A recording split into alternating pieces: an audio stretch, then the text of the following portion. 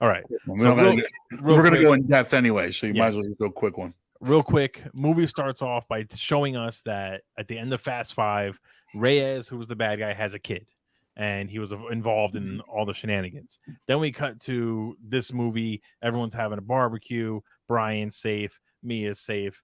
All of them doing their thing. Roman has a mission that he's leading, which is the first time he's leading. From that point forward, that mission on, it's nothing but Fast and Furious shenanigans. And Jason Momoa plays the bad guy trying to take down the entire crew, and we go from there. That's basically it. It literally ends on a cliffhanger, which we'll also get into more details later. But yes, so for anyone who hasn't seen it, that's what you're missing. For anyone who has seen it, that's the gist of it. You already know that. So going back to the beginning now, first things first, we have a retcon of Fast Five. Yeah. At the end, which I mean is kind of a Fast and Furious thing to do, right? It's a staple, right, for the series. It's a staple at this point. Just retcon something that happened before, like, oh, we showed you this, but this was really happening. And truthfully, they do it pretty well. I mean, even in this movie, it's obviously like added to the end of what happened at Fast Five. However, it's done in a way where it's kind of hard to argue that it maybe it didn't happen. So I didn't hate that so much. Yeah. I do think Jason Momoa was better than when they retconned Han being alive. Way better than when they retconned Han being alive. Like literally, Han being alive, they were for the most part just like, well, he's alive, and how it doesn't matter. It was Statham that ran him over and all this other stuff, because like at no point in Tokyo Drift did those kids stick around to see who hit Han. Right. So it's fine. I did not hate it. If I'm being like, I really thought it was done well. So let me pull up a little image here so everyone can see the movie. Hold on. We got Fast X going off here. So I think the retcon was done okay. Really, what wins the retcon in general is that Jason Momoa was in it, and what wins this whole movie in general is Jason Momoa. He steals this movie from right under everyone's nose. It's not even close. I mean, he dominates the scene every time he's on the screen, and we'll get into some of my favorite moments of his. But there has not been an actor that has chewed up scenery like this guy. Yeah, it's not just that he did it so long. It's not just that he did it though; he did it well. There was no part of me that was upset. I wanted him. Yeah, exactly. Like he was chewing up every scene he was in. Oh, it was amazing. Absolutely amazing. It's so funny to me because I guess you would never think of Jason. I mean, he could play a bad guy. He's done it before, but I don't know that anyone ever really thinks of him as this menacing, even though he looks intimidating, like bad guy. I give all credit to him, man, because you could tell that they were like, make this your own. This is like the lines. This is like whatever, but make this your own and make 100%. This your guy and this, that, and the other thing. And he went full bore with it. 100%. I do think it's a little funny that so the way they bring him into the final scene or the end of Fast Five is that he's in the car next to the car that his dad is in. So they flat out show it, but if you remember from that movie, Dom kind of spins the safe across the bridge. Yeah, it bounces over Reyes's senior's car because he's such a good driver. Yeah, well, he's able to. I always thought that was funny. As much as I do love Fast Five, but I always thought it was funny that Brian and him were needed. They were required to handle the safe because it was just that big and heavy. And then at the end, he's able to disconnect Brian and continue to operate to manipulate the safe. You're missing the best character in the Fast and Furious franchise. What's that? Nos. Yeah. Nos handles everything. Nos handles everything. Like he was able to pull the safe with one car because he used 35 cans of Nos, a 3-stage Nos firing system to do it. So every car's got hidden switches everywhere, and each one of them activates a different form of Nos. I did appreciate that they went back to the first movie with the Nos in this one. Yeah, they definitely brought it. I would say overall they brought this movie back to a little bit. Back to Fast and Furious reality. Yeah. And when I say that, I mean from Fast 5 on. Anything before Fast 5, I you know what? Honestly, I wouldn't be surprised if they announced that in Fast X-2 or whatever they call the next one, that it's basically a shared universe, and we've seen multiple universes, and there's going to be a Secret Wars, and Kang's going to show up. But so, so that's the beginning. Literally, the opening moments are rewatching the end of Fast Five very quickly with Jason Momoa shoehorned in. So what I was gonna say is I find it funny that the safe hits Jason Momoa's car on the side that Jason Momoa was sitting. This safe is causing damage, knocking down buildings, basically all kinds of stuff. It hits him directly in the car. It's a reinforced truck, bro. It's not even a scratch. He falls into the water and then wakes up a minute later. He's not bleeding. So reinforced. Whatever. But anyway, so now we cut from there. That's not the worst opening, right? It was silly. No, it was good. I mean, like, listen, I like the way they mended it together. It was smart to do it in the beginning like that to let us know what was going on. And then we go right to the barbecue. The barbecue. Now we get our first cameo at the barbecue. Rita Moreno, West Side Story. She's been acting forever. She's Dom's grandmother, Dom and Mia's grandmother. And I thought to myself, I didn't know they had a grandmother. I didn't know that they never talk about her. As far as I know, she's never been mentioned. As much as family's mentioned, she's never been mentioned. And all of a sudden, they not only bring her in, but she basically runs the whole show. Like she's some super important person. Like, I don't know. I would have preferred Helen Mirren show up and give that whole speech. We've gotten 10 movies without there being a grandmother. And all of a sudden, they're like, oh, Rita Moreno's here. Yeah. Abuelita showed up. Here. But I mean, it's your cheesy, barbecue. I did like how they started. And we also went 9 movies without knowing that Dom and Mia had another brother also. Right. Which was never mentioned in the backstory of at all. Not Dom's dad dying and the Dom cops beating the shit out of the guy. We literally saw scenes of cops talking about Dom and his history, and not once did they ever mention that he abandoned a brother, basically. Yeah. Let alone a brother that looks nothing like him. But that's neither here nor there. Looks no Cuban in him whatsoever. Not at all. But so one thing I appreciate is that they start with the barbecue.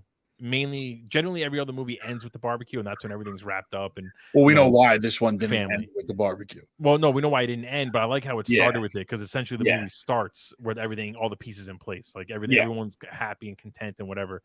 So it was kind of like the calm before the actual storm that we get.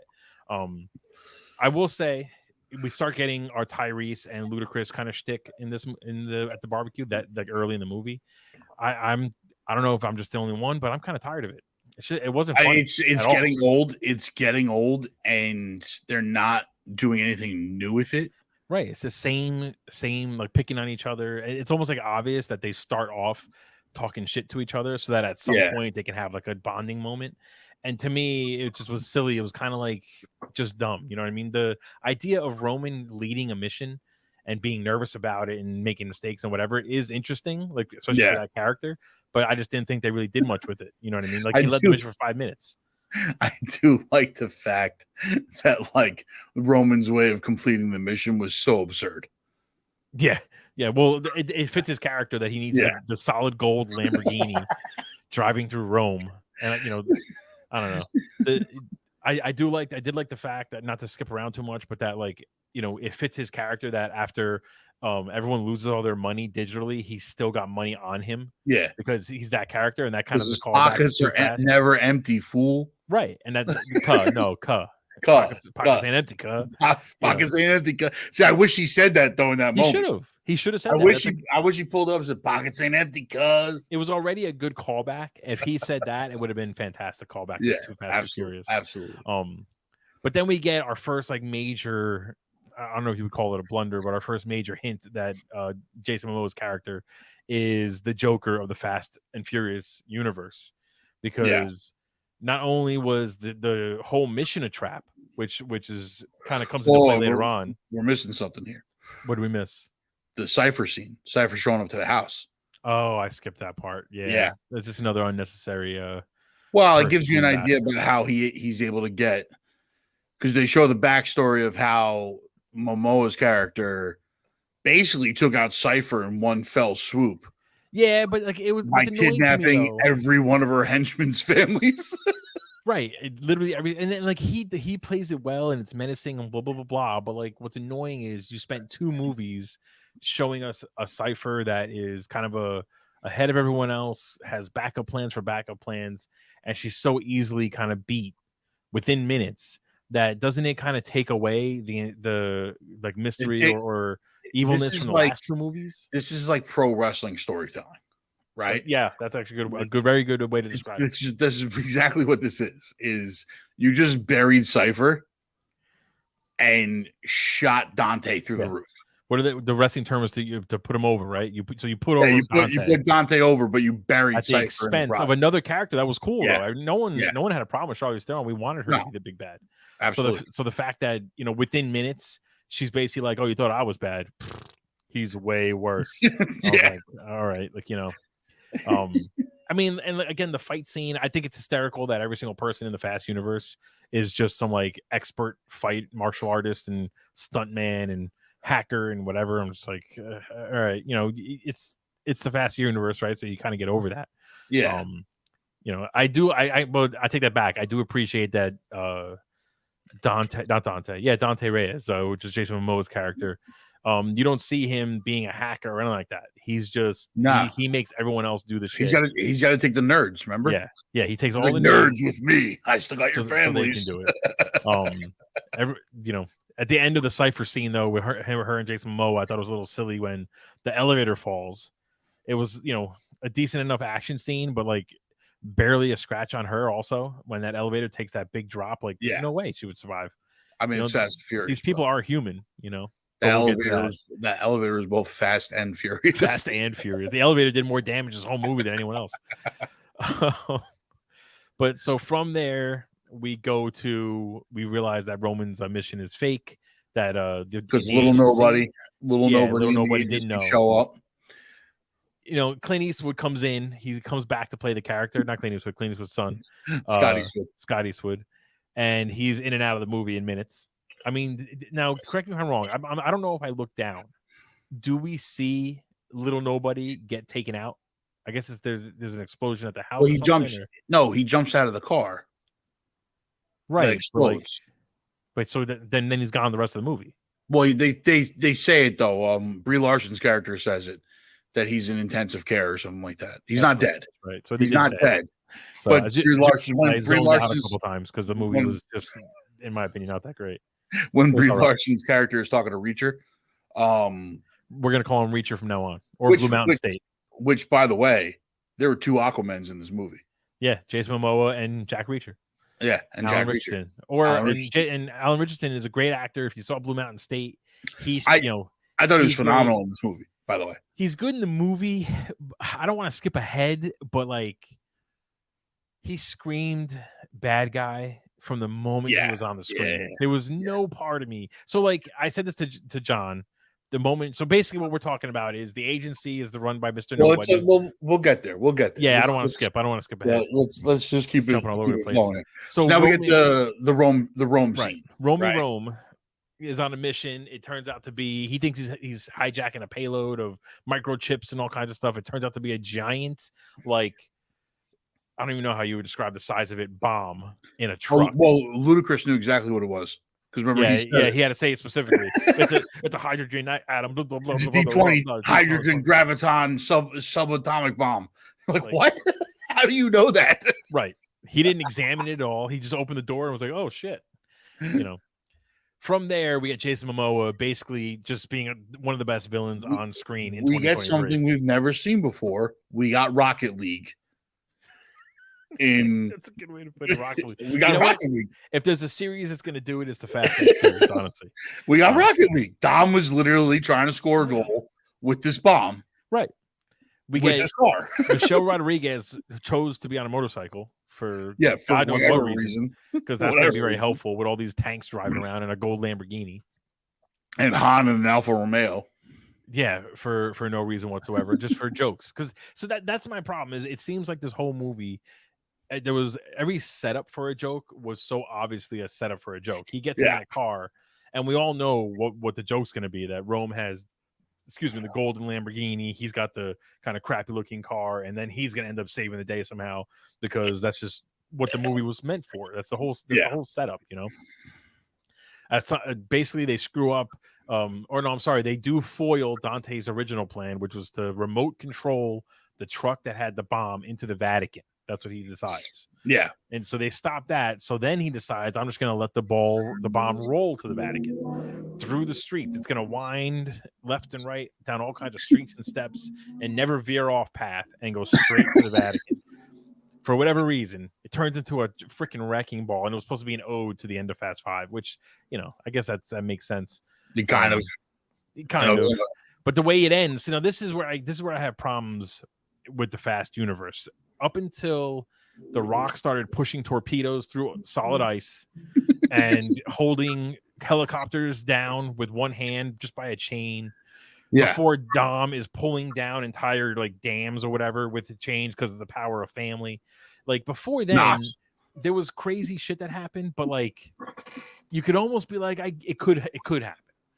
Dom and Brian driving off the 900th floor of a tall building and falling basically into the next building. Improbable, but it kind of could happen.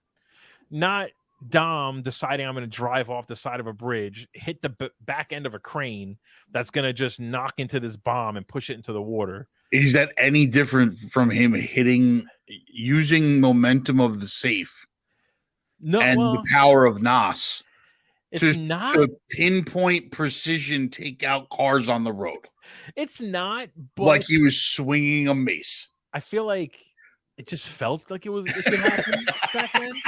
Maybe there was too much CGI in this movie, and back then there wasn't as much. I really don't know, but for some reason it didn't feel right. It feels floaty and fake and whatever.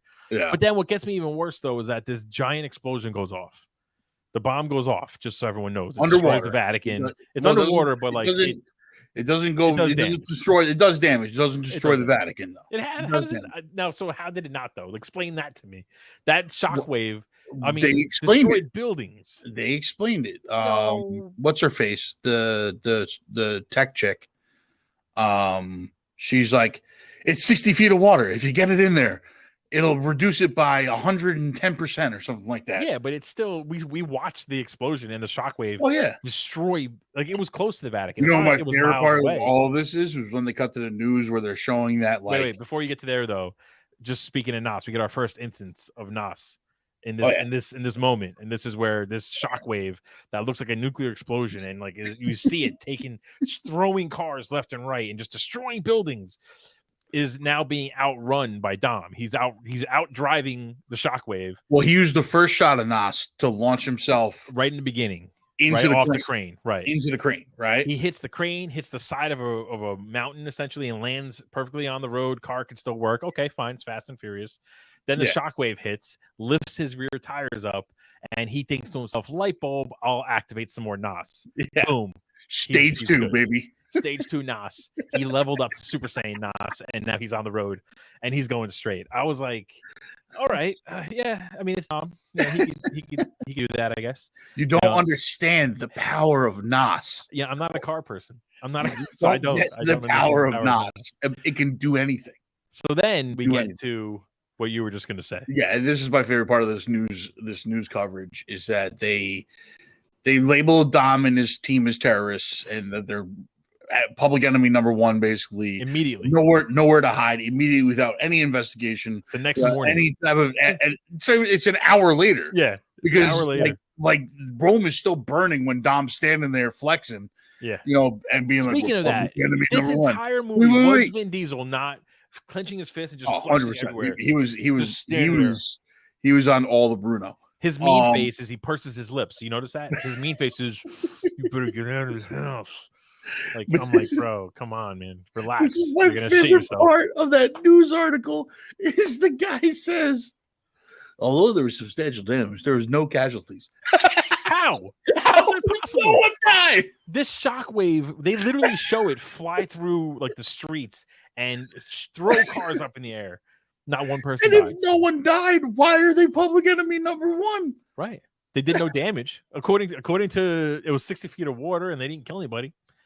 They did no damage. That would be like in Civil War when Wanda throws the thing up and blows up that whole building. They're like, well, she caused a lot of damage, but there was no casualties. Right. Here's the Sokovia Accords.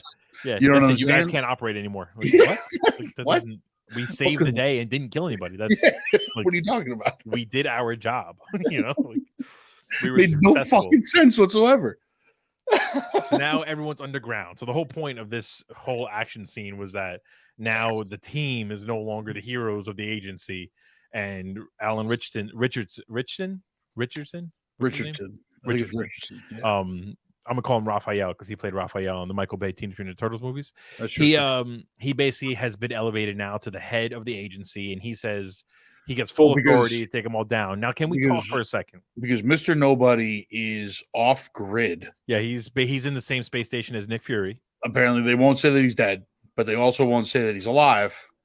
Right. He's just in the ether. What that means is Kurt Russell was like, I can't be around for this one. They said, don't worry about it. We'll keep you for this one. Little Nobody got taken out by Momoa. Right. He's in intensive care, not dead still. Not dead. He's going to come back for Little Miss Nobody. Little Miss Nobody, Brie Larson. Tess. Right. She shows up and she's like, you can't do this. And he's like, you're just his daughter. For some reason, she's not allowed to be in charge of the agency. Yeah. You know, talk about women's rights, right? She's not allowed. She doesn't have any authority at all, even though she can walk into Cerebro. Because, yes, people, Fast and Furious now has Cerebro. And I don't say that. I'm going to be very clear. Well, here. Wait. Hold on. Let me look into the camera and say this, please. I'm not exaggerating. It's not like a sort of version of Cerebro. The only thing it's missing is an X-shaped door that opens up. Otherwise, the head of the agency stands on a giant platform with see-through screens in a huge dome made of blue panels. And I thought you were talking about God's Eye for a second. I was like, they've had Cerebro for 6 movies now. That's not Cerebro. I'm talking about his little God's Eye is Cerebro, where you it basically is. You're right, but I'm talking about his throne room. I mean, it was literally a platform in the middle of a giant dome with blue LED panels. I was like, since when did this switch over to X-Men? It would make literally that scene would make perfect sense of Hugh Jackman walked in and was like, oh wait, I picked the wrong mansion, and then walked out. Like, what is this? Again, every other Fast movie, it's hard to say it was grounded in reality because, you know, it's the Fast and Furious movies, but like this was like ridiculous. Like, and then Alan Richardson is standing there in shadow with this, like, you know, his orange face and his glowing bright white teeth, like just being like a clear bad guy, flexing the whole time. Literally, I think besides Jason Momoa, every other person who had muscles, the mandate was when you're on camera, when I say action, you tense up real quick and just stay that way the entire scene. Do not stop. Let's get you a tight t-shirt, tight pants, you flex and do your thing. It was just so obvious. I don't know. It was so silly. The whole Cerebro scene. I'm like, and then like we said, Brie Larson walks in. She's like, well, I'm Mr. Nobody's daughter. And he's like, so? And she's like, damn it. You got me. I thought that would get me in. And clearly walks out doing some shady shit. And they're all surprised afterwards when she did some shady shit. Yeah. It was just, I don't know, unnecessary. So now the team is now splintered. Letty got captured, right? So she's going to a black site, right? Apparently in Antarctica. Yeah, which we'll get to later. It's a whole other thing. She's the rest of the team. The rest of the team has gone to ground, and now Dom knows that they're going to be going after Mia and his kid, little Brian, little B, and sends word to his brother Jacob, who they mended fences real quickly at the end of the last one. Right, he goes save Mia and little best B. of friends. And this is part of my problem with where this franchise has been going. It is getting harder and harder to explain why Paul Walker is nowhere to be found. Yo, I thought that when Mia, so there was a lot of rumors, right, that Paul Walker's brothers, real life brothers, were going to reprise his kind of the role of Brian, and they were going to use CG and all that stuff. I don't necessarily agree with them doing that, but that's what I thought they were going to do. Mia's sitting there. So Mia, Brian in Universe's wife, who's mother to his children, not one child, children, which we still haven't seen. Well, I'm assuming they're with Brian somewhere. Yes. Well, he says Brian's safe. Okay. Brian's safe. Yeah. With the children. I guess Mia doesn't need to be with her children because she's watching Dom's kid. Okay. So fine. All of a sudden, the agency shows up, and Mia now is a very skilled martial artist. You know, we're just going to just accept that. And as she's kicking everyone's ass, we see she's starting to get overwhelmed, and a body goes flying, and she smiles. And I thought to myself, holy shit, they're actually going to bring Brian back. It was like for a half a come in second, and fuck I was people up. like, if they do this where bodies are just flying for no reason, and she's like, Brian, get him out of here, I'm gonna be so upset. Like, I almost would have preferred it, because what we get instead is John Cena, which I love John Cena, and I'm glad that he had a larger role in this movie. But like, I actually loved him in this movie. He was great in this movie. Great. He was really good in the movie, but like, I don't know. Like, I felt like it just didn't make sense, I guess, but he shows up and saves the day. He chokeslams somebody through the floor, it's which a dude with an AA, like fucking with the attitude adjustment through a floor. Dominates, and then his job this entire movie is to babysit young Brian, little Brian, which for anyone who's not keeping up with the entire lore, is the daughter of Dom and Elena, who was the Brazilian cop from Fast Five. This is their daughter. Yes. Not Michelle Rodriguez's. She's pregnant with another kid, where, they forget about that apparently in this movie, but she's got another kid in her belly. So, so now John Cena is protecting little Brian and basically bringing him to a rendezvous point that they just keep repeating is the rendezvous point over and over again. Roman in particular likes to say that. They dominate. And what the best joke in the whole movie, in my opinion, was John Cena basically says, come with me, little kid. They go out into this back alley. There's nobody around. The kid comes out and sees this beautiful pickup truck with like NOS tanks everywhere. Ford Raptor wheels in the back. He walks over and he's like, holy, he's like touching it. He's like so excited. And John Cena goes, no, not that one, this one. And points to his shitty little like Mustang 5.0. No, it's a Mustang 5.0. I don't know cars. Like, put some respect on it. But it was a funny scene though, and just even John Cena has cassette tapes to listen to from music. The 90s. He's listening to Marky Mark. He even says it. He goes, if you were driving a 5.0 in the 90s, you were the man. Yeah. All right. This is the car. This is the car. Funny. And you know what? And it was just his whole little road trip almost would have been, I think, a better movie, if I'm being honest, than what we got. Yeah, I want to see a movie with John Cena and Little B now. Just hanging out. Yeah, just hanging out. Just hanging out. So while they go and do their thing, we get basically Dom in Rio de Janeiro now, because he wants to go find out where Dante Reyes is from and how to find him or whatever. Well, he knows Dante's in Rio. Right. And he goes to basically to attract Tess tells him. Tess tells him he's in Rio. That's right. Remember? I forgot Tess shows up at the bar. Right. Because Dante's so hard to find that Tess was able to fly there in about 25 minutes, walk in, beat up a few people and have a shotgun handed to her for whatever reason. And then just looks over and there's Dom sitting there. He's not hiding. So she goes, okay, give me 2 drinks. And they walk over. Everyone forgives her for beating the shit out of a few people that she doesn't know. And her and Dom talk. So again, like the movie, for a 2.5-hour movie, this movie, if it moves at such a fast pace, it's a very nothing lingers. Something happens. They're on to the next scene, which I guess could be good, but to me, you lose something in this one. Yeah, and it felt like all the scenes that were not melodramatic soap opera like family scenes were super long and supposed to be deep and emotional, and all the action scenes were super short and quick, and they move on real fast. You know what I mean? Yeah. Except for maybe the last action scene and the Rome one. But anyway, so Dom knows that Jason Momoa is in Rio de Janeiro. He goes there to his old stomping grounds. It's the same exact spot where him and The Rock have a face-off in Fast 5. This is Brazil. Yeah. And Dante shows up and basically says, this is my city. And for whatever reason, everyone's way more loyal to Dom. So it's about to be a shootout. And they decide to race. It's a 50-50 split. 50-50. But they decide to race. But they decide to race. Which I did appreciate. A good race. Yeah. I did like that we went back to Fast and Furious roots at one point in this movie. A little bit. Where they're like, we're going to have a race. And they did the whole, like, the chick in a skimpy skirt comes out. And she's like, ready, set, classic, go. Right? Yeah, the classic, like, Fast and Furious style of doing that. I thought that was really good that they went back to that, the roots of again, Jason Momoa, he elevated every scene he was in. His excitement and giddiness at racing. As soon as he shows up in that purple, right? Like craziest outfit. I think it was a Chevelle. And it was his crazy outfit, and he's got like grandma glasses on the thing. His fingernails done. He's got his fingernails all done. He's like, the carpets match the drapes. Yeah, I mean, I wonder how much was improv or written or whatever. Because I feel like a lot was improv. He stole the show so much. Man, the writing doesn't match the rest of the movie. No, right? he was having fun. He understood the assignment, as they say. He knew what kind of movie he was in. Everyone else took it so seriously, but he was like, "No, I'm here to basically just have fun. I'm in a Fast and Furious movie." Like, he just chewed up scenery, dude. That's what his job was there to do, and he did amazing at it. So amazing. And I haven't seen somebody chew up scenery since like Nicolas Cage and Kick-Ass. Yeah. Right. You know No, that's that's a good comparison, because even in that movie, you didn't know if Nicolas Cage was going to be a little psychotic, a little funny, a little serious. You really had no idea. And you'll read a lot switch the night. That's one of my favorite scenes.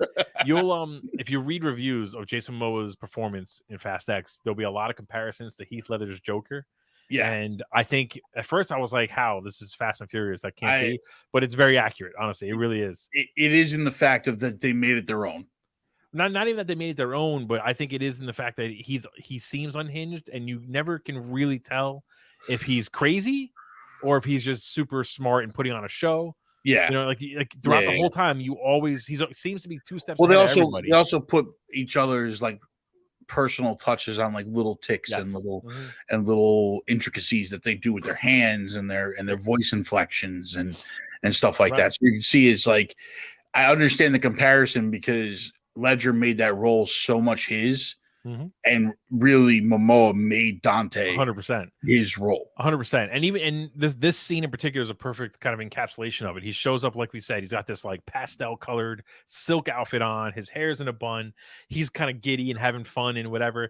Then they get in the car and he's going, this is probably my favorite scene in the movie, where he's like, "I'm so excited, I'm racing the great Dom Toretto." And then he goes into this like speech where he goes from being like giddy and like kind of like a little psychotic to like just a quiet kind of almost like intensity, and flat out, and like it's just flat out like, "Who are you going to choose to save, Dom? It's 4 of them racing."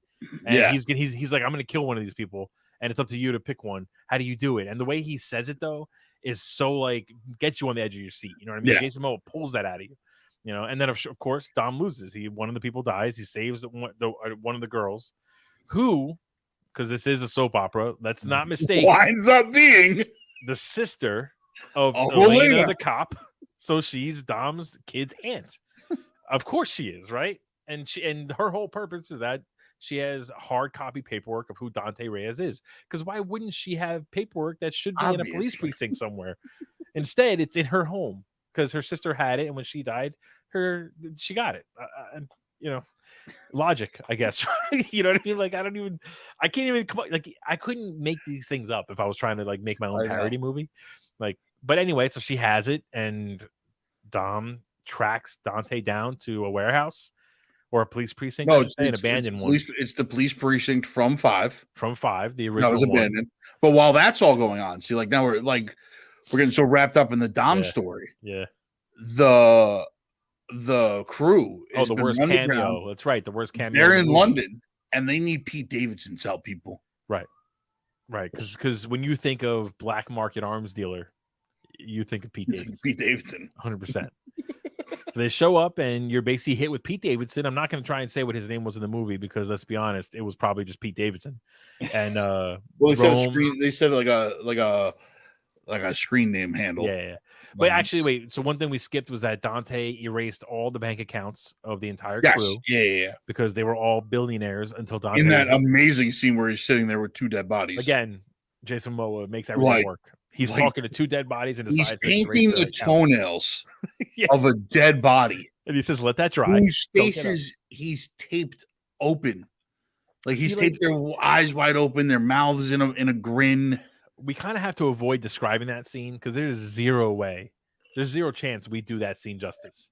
It's one of those things where you gotta have to see it. You have to see it. Fun fact, that scene wasn't in the movie originally. The director, Louis Leterrier, in an interview after the movie came out, said that the movie was basically done, and on the last kind of edit, he kind of said that there's not enough Dante. I want people to see him more. Jason Momoa was so good, so they filmed that scene with Jason Momoa and just 2 mannequins essentially, and said, "There's no script. Like, this is what's going to happen. So just kind of go."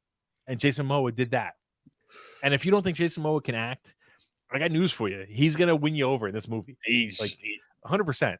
And I'm not saying he's like, I want him to be every villain in every movie now. Right. No, 100%. 100%. He should go on a tear of just being bad guys. 100%. Yeah. Like, he's that good. But so he erases all their. This is again probably the best callback to an older Fast and Furious movie. Is he erases all their bank accounts? They have zero money. It's the classic hacker scheme where he hits a few buttons and then presses enter, and all kinds of stuff happens.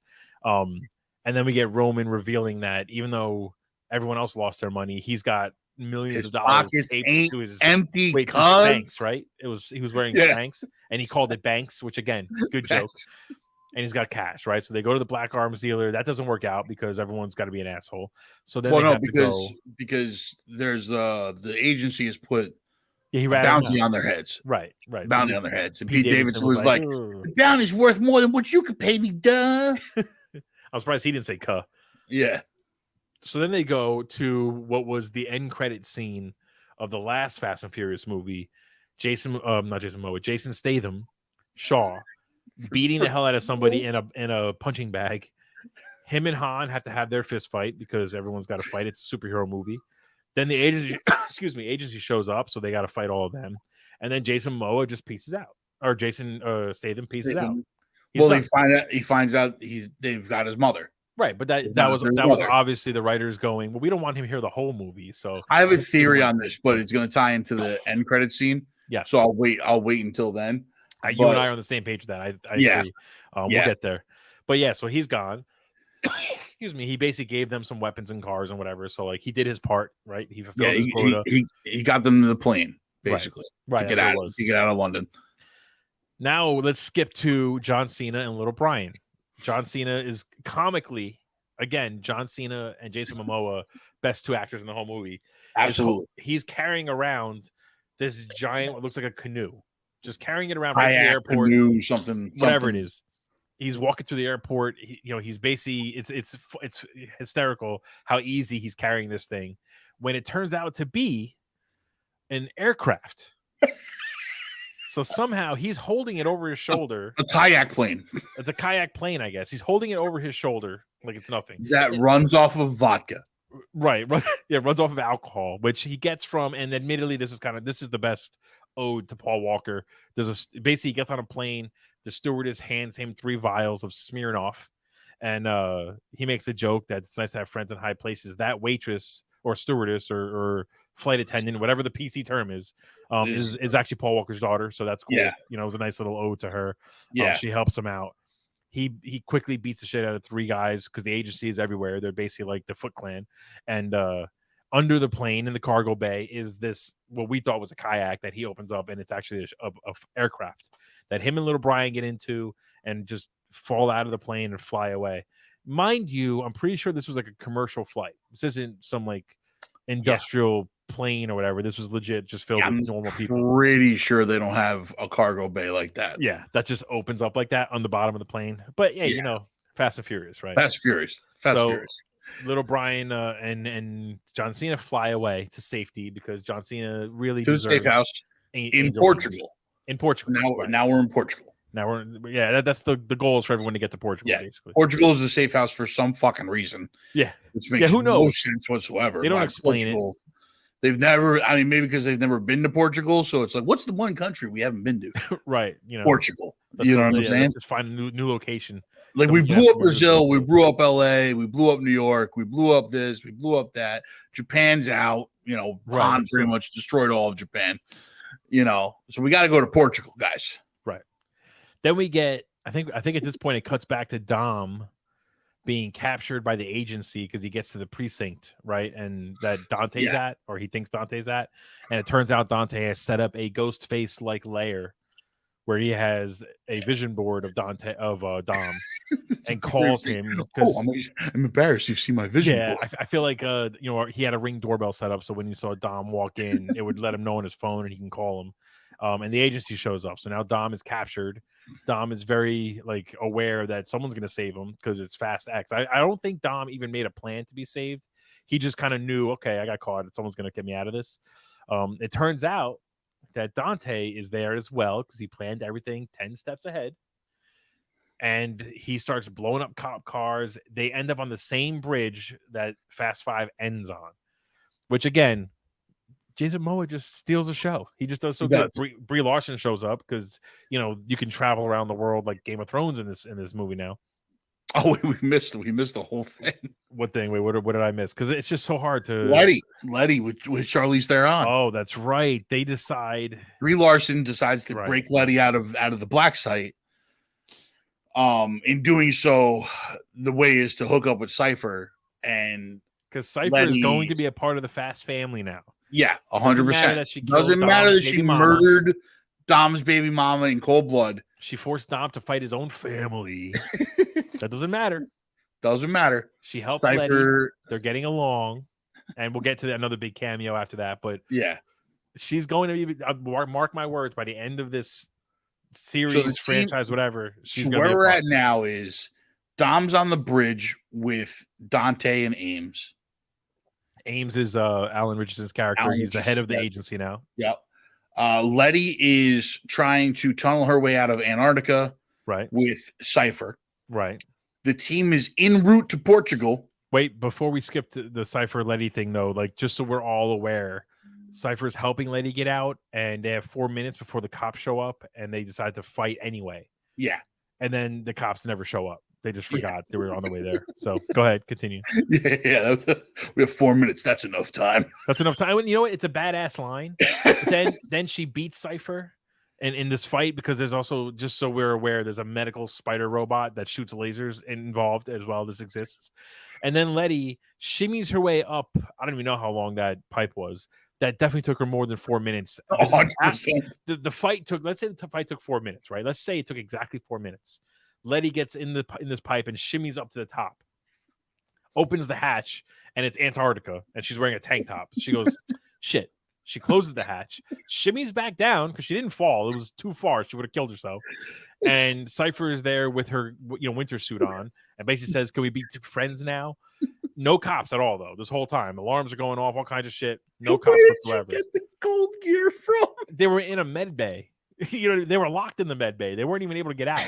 Like, Cypher already had the jacket on. She's like, this bitch is gonna come back down and not have anything on. That it's literally a winter suit. She's got a jacket, pants, like overalls, boots, the mask, and everything. Like, talk about like just no logic whatsoever. Like, okay, fine. About Letty and Cypher burying through Antarctica.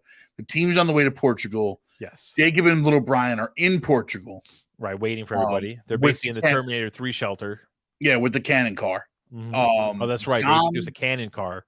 Literally, we're approaching Twisted Metal. Yeah. And Dom is on the bridge with Ames and Dante. Right. And Brie Larson. And Brie Larson. Because Brie Larson shows up, not with any backup, by herself. Because you need a fucking flowchart to figure out where everybody is in this movie really at all fucking times. No, you really it's ridiculous. Do. You really ridiculous. Do. Like... Oh God, it was so hard. Like, it was hard to follow just in the movie. It was just like this thing. Now we're here. Now we're there. Now we're in London. Now we're in Portugal. Now we're in here. Yeah, like, it's wild. And I don't understand. Yeah. So Brie Larson gets shot. So this way she doesn't have to be in the rest of the movie. From Brazil to Portugal be faster than the flight from London to Portugal. According to this movie, it takes a half hour to an hour to get everywhere around the world. Honestly. I don't understand. So Brie Larson gets shot. She doesn't get killed because we don't kill people in these movies. She gets shot just so that she could be out of the rest of the movie because, they don't need help, I guess. Ames gets shot right in the chest. But he's wearing a vest. Around this point, I started to think to myself, all right, maybe he is just going to be another family member. I was like, he looks like a bad guy, but, he got shot in the chest and everyone's like mean to him. All right, maybe he will convert. Dante gets...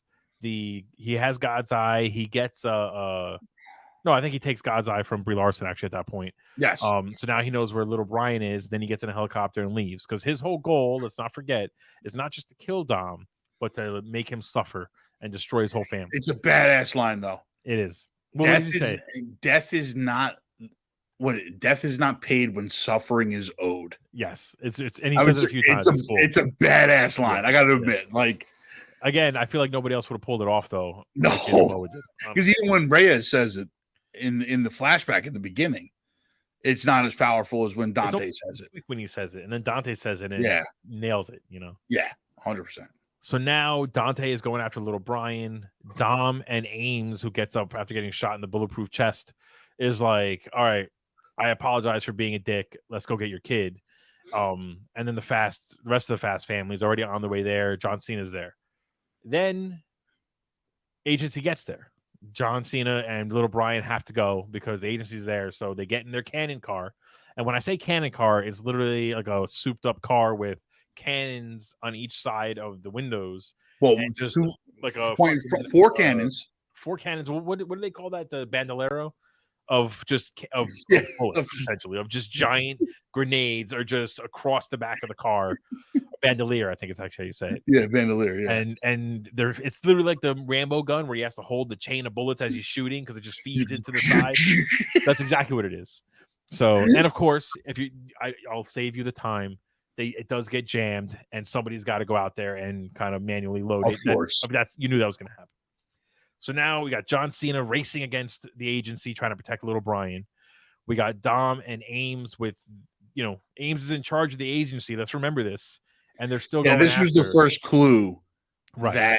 That Ames is not a good guy. The first main clue. I mean, I guess we assume that it's Dante's people, but it's the same people that were attacking everyone else. Yeah, they're in the same outfits, the same, faces, spoons, the stormtroopers, basically. Dom and Ames are flying there, and apparently they can't get in touch with anybody because physics. And the rest of the Fast crew is on the way there as well. Not Mia. Mia's safe. We forgot Mia exists. She went back to Brian, I guess. She went to go find Brian in their hideaway that no one can ever find. That no one knows because they're the safest out of the entire group. If they want to be safe, you would think they'd go to Brian because nobody knows where Brian is.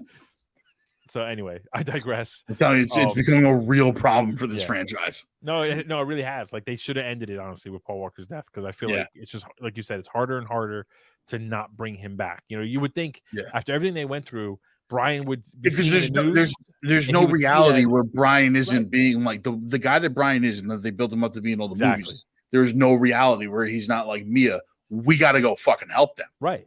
He would see the news and be like, wait a minute, every single one of them were terrorists? No, we need to go and do what we got to do. 100%. So 100%, because that's who Brian is to his core. They showed us that for 7 movies, and I get the real reasons why he's not in it. Yeah, we understand the real reasons why, but they honestly, as much as I hate to say it, they should have found a tasteful way to kill off Paul Walker's character. Yeah. Well, even if you didn't want to do it the movie after he died, I kind of get it. But then the next movie should have been maybe like a funeral, and just show that maybe he passed. Because they could have done it Wakanda Forever style, just cancer or some unknown disease, Yeah. But anyway, so now here we are at the climax of the movie because this is the climax, and it's the first climax. Well, so you got John Cena in the cannon car shooting cannons, and little Brian's excited. You got. They get onto a bridge, and at some point, like I said before, the cannon gets jammed and it won't work anymore. Now John Cena has to drive. Dom has to get in though. Well, so he's Dom into the flight, right? So Dom exits an airplane, which on paper, Vin Diesel either came up with this or read this or whatever and said that's the most badass way to enter a fight. I'm back in my car. Let me drop my Challenger out of this fucking plane. He drops 200 feet from this plane onto 2 cars that are moving, and then just kind of lands on them. Destroys them, but his car's fine. His regular car is fine. It wasn't a tank. It wasn't like a special agency type car. He didn't turn the NOS on yet, so you can't excuse that. No, he's got to save that. He's got to save that. That's for the big moment. Well, there's two NOS moments coming up. Can we talk about though, so I mentioned before, The Rock in Hobbs and Shaw grabs a chain and keeps a helicopter from flying away, right? We've seen Hobbs' character take rubber bullets, a rubber shotgun to the chest from about 10 feet away and look down and go, you done fucked up. Yeah. We saw the Hobbs character push a torpedo. Oh, wait, we missed. I forgot to mention one thing. So we saw the Hobbs character push a torpedo through solid ice. Yep. And into a submarine. Yep. We've seen Dom stomp on the ground and cause an earthquake strong enough to knock down a parking garage. We saw Dom yank 2 chains and pull down a dam around him and survive on top of all that because the power of family. We've seen Dom jump out of a car, catch Letty in midair, land on another car without a scratch. No bruises, no fractures, nothing. Going at 145 miles an hour. In this movie, on the bridge scene, what we forgot to mention is that Dom is standing behind a car that's up on its side, wires it to explode, I guess, for some reason, and then grabs it with one hand and just lifts up and just lifts the car, puts the car right side up so it could drive on its own. I mean, we're also forgetting in Abu Dhabi when Dom lifted up a car so that Brian could shimmy underneath it to hotwire it. I forgot about that. Yes. So he can lift cars. He can lift cars. Right. That's true. They established that already. They established he can lift cars already. That strong at 66 years old to lift a car up with one hand. Okay, fine. That's the power of family, right? I mean, it's basically like his power of family, bro. You gotta believe. Super Saiyan, essentially. You gotta believe. I will not. I'm telling you right now, I will not be surprised if in the next movie at some point, let's say somebody dies and he starts to like twitch and electricity starts to get fired up and he looks over his shoulder, his eyes go white, and then he screams in anger, and all of a sudden he's got yellow spiky hair with a golden aura around him, and he's like, "You killed my family!" and fucks them all up. Honestly, it's Dragon Ball Z just with cars. That's what we're watching. But anyway, so he's in the fight, right? So now it's him and John Cena doing their thing. Throughout all this, little Brian decides. I gotta say, I did enjoy this scene. I thought it was a good way to end it. I mean, it was it's Fast and Furious, so it was it was a good, exciting driving scene. I love seeing car chase scenes like that. Okay. Dante's helicopters come in. Well, hold on, we didn't mention that little Brian said, like, John Cena says something to little Brian, "You okay, dude?" Looks to the left, goes, "Oh man, the gun's jammed."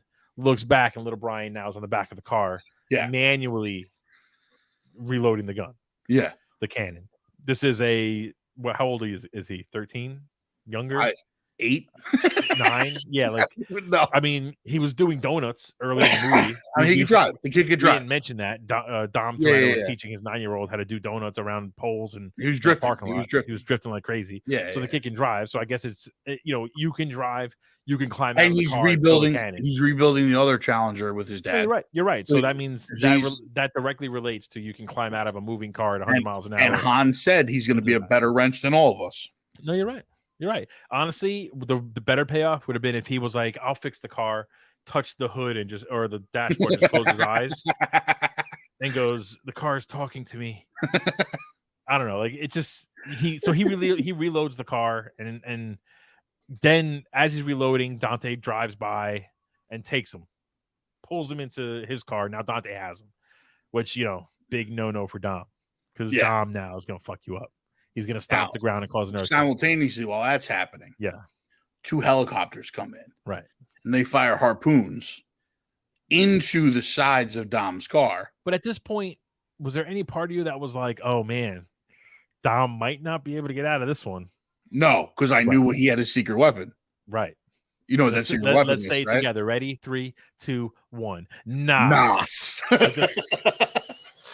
All I was waiting for was for him to just go like this. Flick, but they didn't just flick. He turned it on. He turned the knob. He went full Fast and Furious 1. This is classic Fast and Furious. It's my turn now. So you hear that, it's Fast and Furious when you hear.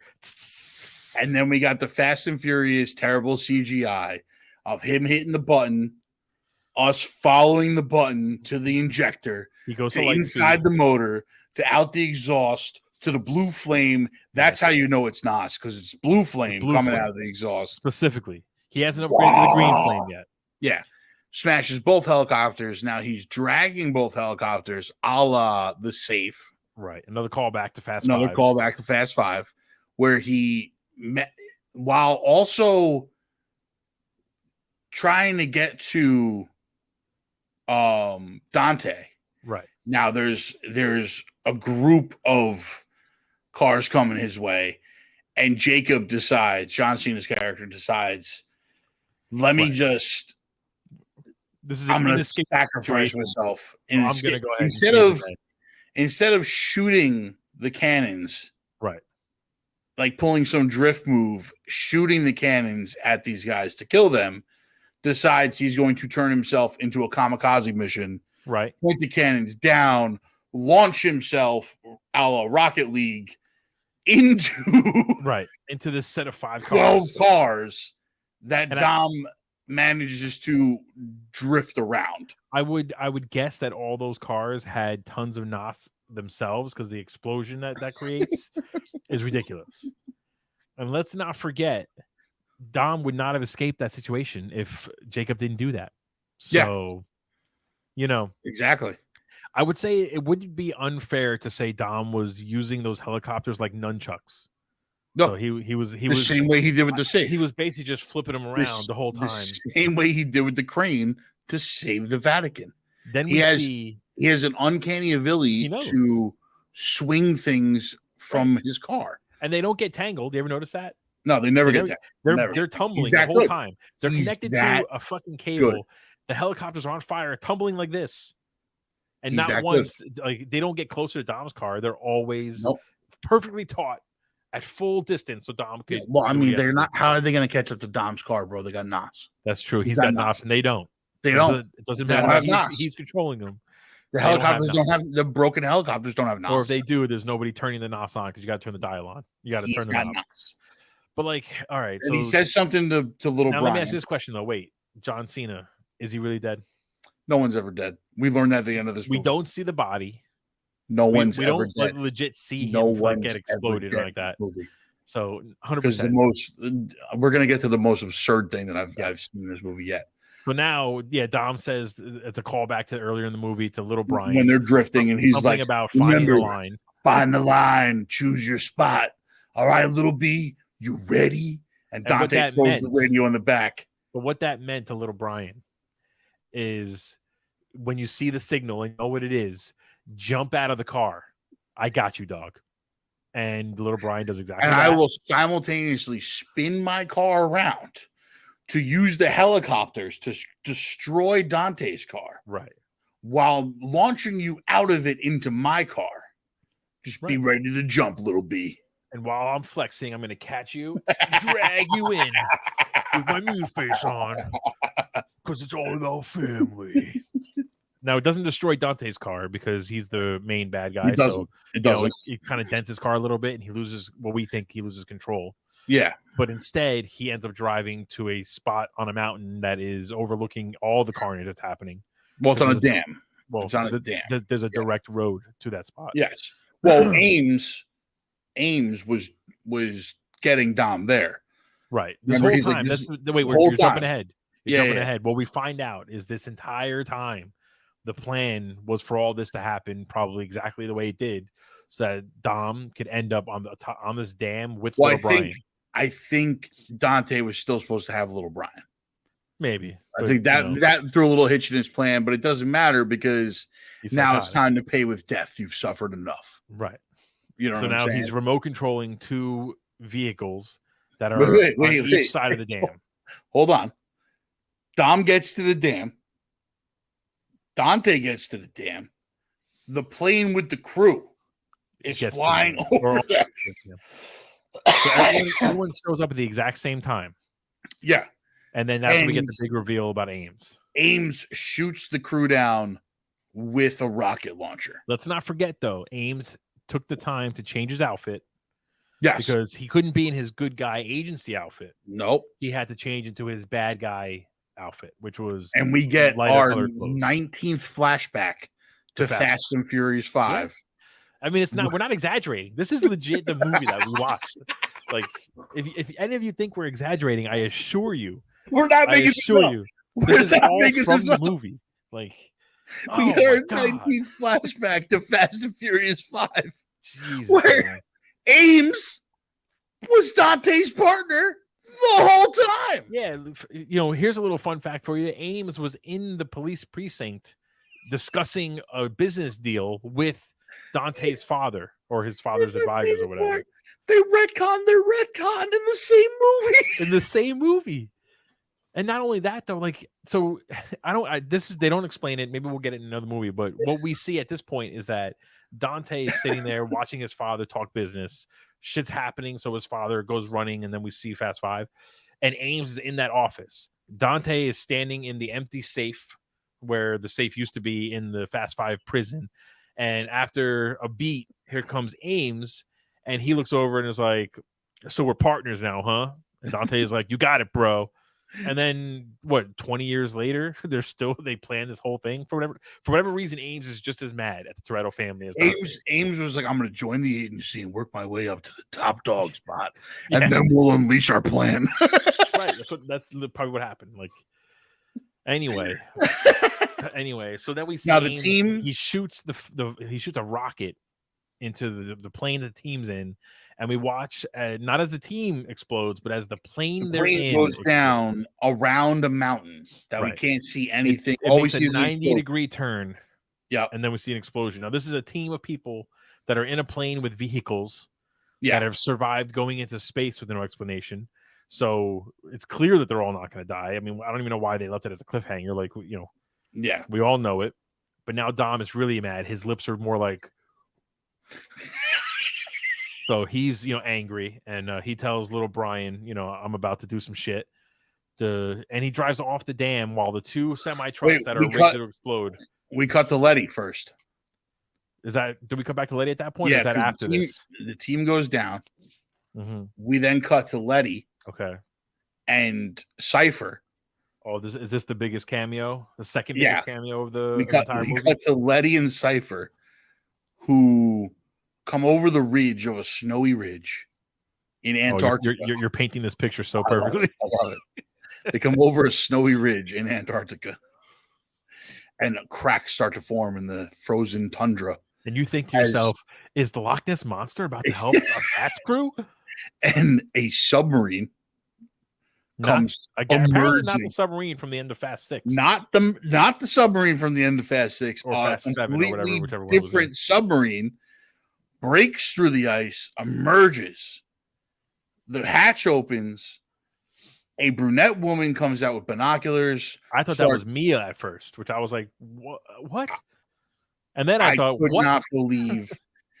Starts scanning the ridge line for Cypher and Letty, sees them, pulls down the binoculars, and it's fucking Gal Gadot. Yep, Giselle, baby mama, or Hans, his love affair or whatever, like his relationship, the love of his life.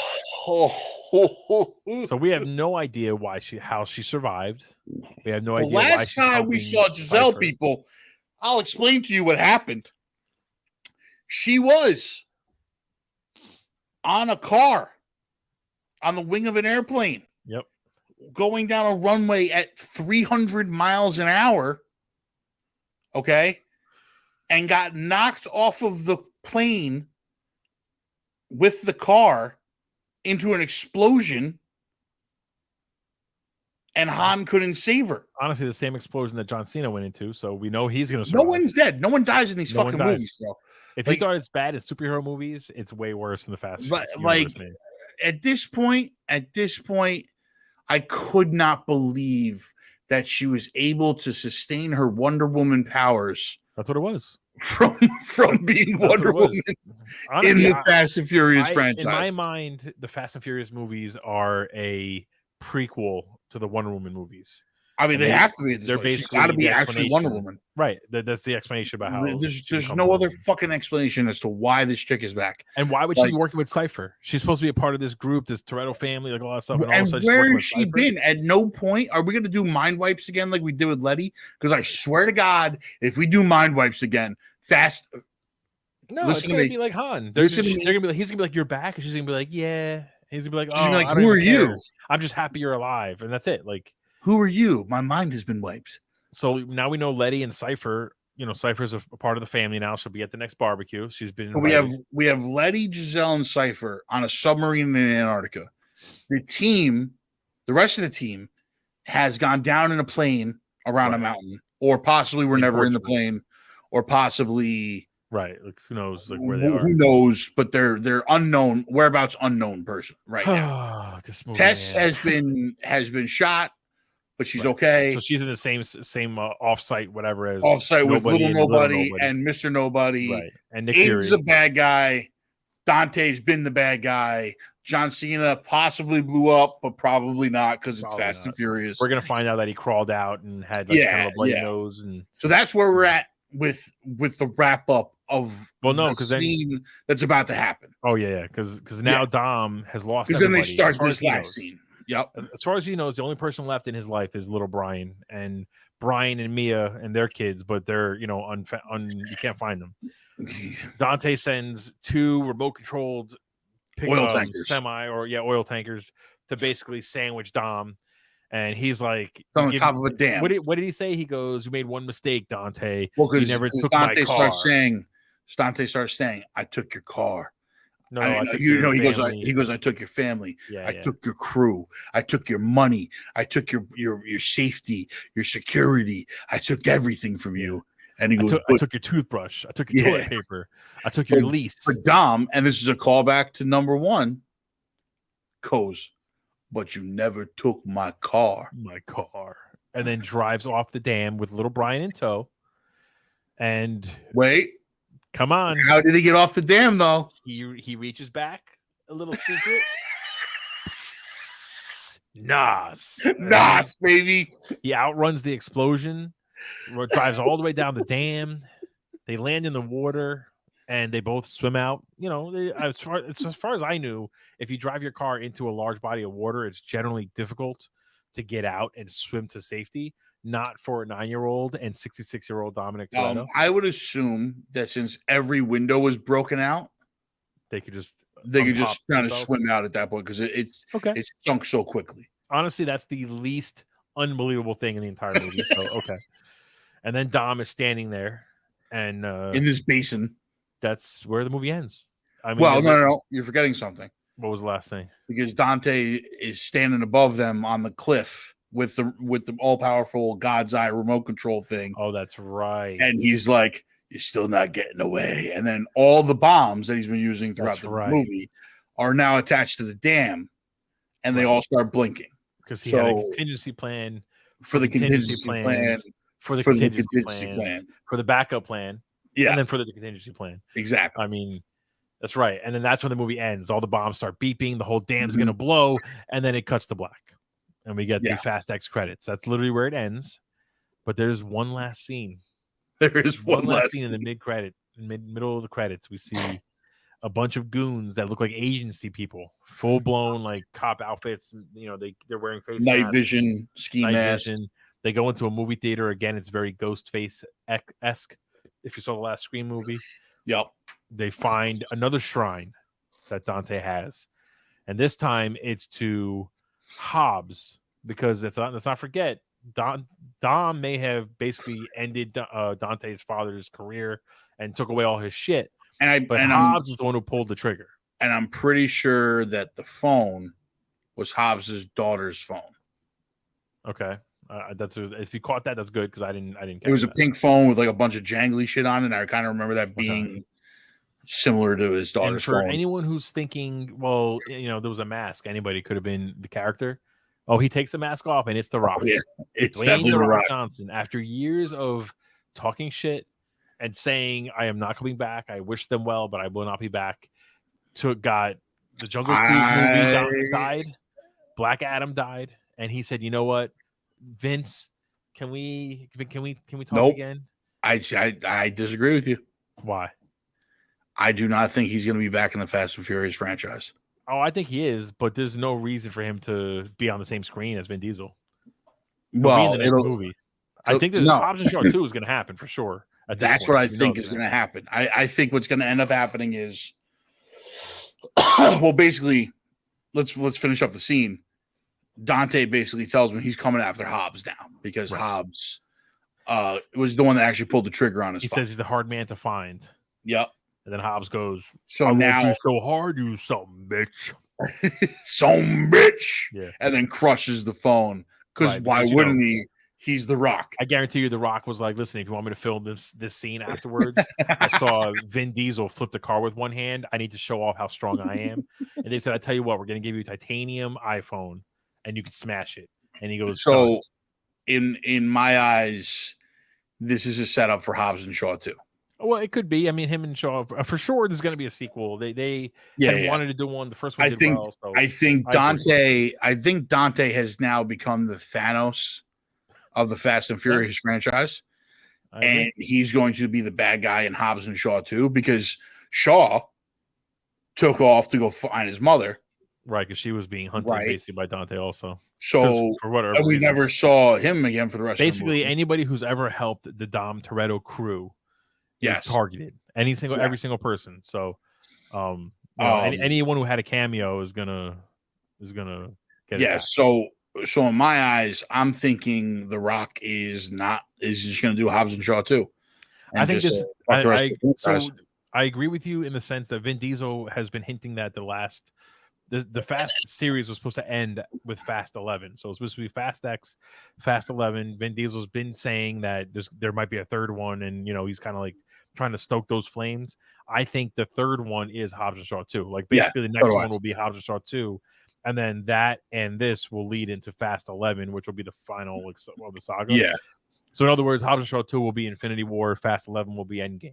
Well, I think this was supposed to be Infinity War. I hope, and it needs to end. It's gone too long. Listen, I love this kind of nonsense action, but it's gone too long, man. I mean, this is Here's my thing about this: the cliffhanger ending. I hate this cliffhanger ending in this movie, and the reason is because they haven't even started filming the next part of this. It's gonna be years before years. See, like when Infinity War happened, we had a cliffhanger ending at the end of Infinity War, right? But Endgame got shot the same time as Infinity War. They shot them both at the same time, so we had to wait like 8 months, right? And then Endgame dropped, so it wasn't a long wait. Right, it was still fresh in your mind. I remember, like, fresh in your mind. We were talking about it the entire time between movies. Yeah, it was. We had one Marvel movie in between the two of them. It was Ant-Man and the Wasp, and then it was right into Endgame. Right. This is possibly a 3 to 4 year wait for another one of these movies. Right. And it may not even be Fast 11. It might be Hobbs and Shaw 2. It's so ridiculous. They should have filmed. Like, honestly, Universal's gonna fucking greenlight this. So why wouldn't they have just spent the money, filmed everything at once, and then had a release? Have like a marketing strategy. You could build up to the release of Fast X, absolutely. The final 2 movies or final 3 movies, whatever the plan is. Of the Fast saga. Like the fact that they left us on a cliffhanger on another movie that hasn't been filmed yet is the most frustrating thing on the planet. No, it's annoying. It's the same mistake that a lot of companies make, and it's like. The marketing is one thing, but if the genius of Kevin Feige is that he knows that if you tell them what's coming, not like in detail, just in general, then you're gonna hook them for every shitty movie beforehand. And if you don't make those movies shitty, all the better. But like Avengers or when Feige first told us that we were getting Captain America Civil War, that's all he told us was the title. Captain America Civil War will be the next movie, and that will come out 6 years from now. If every movie that came out before Captain America sucked, Captain America still would have broken records because we were amped to see Civil War done in the right way. Here, if they flat out said Fast 12 is the end, that's going to come out in 2026 or whatever they want to say. In the meantime, you're going to get Fast X, which is going to directly lead into Fast 11. And you're going to get a Hobbs and Shaw sequel that's going to continue the story from Fast X and fill in some gaps. We would all be super excited. And this ending wouldn't bother us as much. No, it wouldn't. Again, to your point, Infinity War didn't bother us when all the heroes were snapped away. Spoiler alert if you haven't seen it. Because, one, we all knew they were coming back. But two, we knew that we were going to get answers very quickly. So, like, then we if we had to wait 3 years for answers to Infinity War, that would have been... people would have rioted. Yeah, no, people would not have gone to see Endgame because they would have felt like the whole Negan situation from Walking Dead, that like it's just too much and you're playing with us too much and we don't like it. You know what I mean? Yeah, exactly. Exactly. I am excited to see Dante back. I think Jason Momoa, we've said it throughout this entire conversation. I mean, he's obviously has to be the Thanos. Honestly, I would love to see a prequel or maybe a show or something of what he was doing to set up for everything. Like he's that entertaining in the movie. He really is. Like, so, what was your what's your final grade on this? Honestly, man, so originally I probably would have said a 7 out of 10, but talking about it like this and just having a little bit of distance from it when I saw it Sunday night, I would probably go down to like a 6.5 out of 10. I really felt like the CG was too kind of like obvious. there was some green screen shots, like right in the beginning when he's talking to little Brian, where it's so obvious it's a green screen behind them, and I'm like, dude, it's a $300 million budget. You can't do a better job than that. The racing scene where they go through each window is so bad. Like it looks like cartoony. Like honestly, it reminded me of some scenes from Spartacus, and that came out in like 2009. It reminded me of Too Fast, Too Furious. It really did, and at the time, that like cartoony CG was almost like endearing a little bit. It was kind of like, oh, it's like, it's just kind of a part of the world. But then you've kind of really amped it up in the next few movies, so you can't go backwards like that, And then like I feel like Vin Diesel felt like he was in one movie, and as far as he was concerned, he was in a very serious Oscar-worthy performance. Tyrese and Ludacris and all them were in a Fast and Furious movie, just kind of silly antics and outrageous physics and whatever. And then Jason Momoa, they didn't have a lot for them to do in this movie. And almost nothing to do. They separated him, And then Jason Momoa is in a whole other movie where he's just like, I'm gonna have as much fun as I possibly can, because who knows when I'm gonna be in a big giant franchise like this again. And like it just, and the idea of having to bring back every character on paper sounds cool, but like, you don't need to do that. Like, you could have kept Cypher out of this one. She didn't really need to be involved. You could have kept Jason Statham out of this one. He didn't really need to be involved. Like, well, I think, like I said, I think Statham was there simply to set up the show. I understand that, but it was like it didn't help this movie at all. And I think the one mistake that a lot of companies make, Marvel has made the mistake, but not as often, is that you have to tell this story. Don't worry about spin-offs and all that stuff. You got to tell this story, and then you could sprinkle in the spin-off stuff or the teases. And I feel like here they just were almost too focused on hinting at what is going to come, and that kind of bothered me. You know what I mean? Yeah. Plus, like, these are normal people. I know that we've seen some crazy shit, but like Vin Diesel flipping a car and all that stuff, it's like, come on, man. Like, you're not superhuman. You know what I mean? Explain it one day. I would love for them in Fast 11 to do the whole like woke up from a dream thing. Like, literally everyone dies and family, Vin Diesel's laying there, and all of a sudden he wakes up and he's in the car he's basically this. All right, the ending to the whole series. This is, in my mind, this is what I want to happen. It'll be perfect. We see Fast 11, Jason Momoa and Vin Diesel and Jason Statham and The Rock, and everyone's just fighting and going nuts and whatever.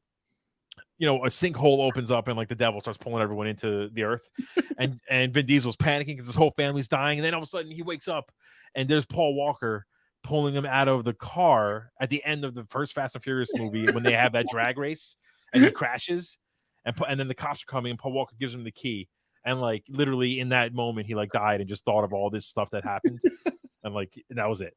Just retcon the whole thing and be like, no, none of it happened. Retcon of all retcons. The retcon of all retcon. None of it happened. Like, or in a perfect world, a portal opens up and Thanos walks in. He just got the space stone and opened up a portal to the wrong reality and was like, oh shit, ooh, my bad, I'm in the wrong spot, and walks back out. Like, you know what I mean? Like, I don't know. Like, it's just so for me, 6.5 out of 10. That's what I would give. Yeah. So without Momoa, this movie is like a 5 out of 10. Yes, 100%. 100%. Momoa brings it up to a 7 for me. I mean, I can't disagree with that. You know what I'm saying? Good, like, he was so good. That is one of my favorite performances I've seen in years.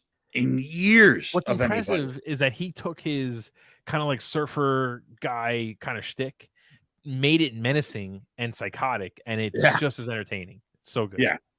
It was absolutely amazing. And I agree with you. Like, the plot was all over the place.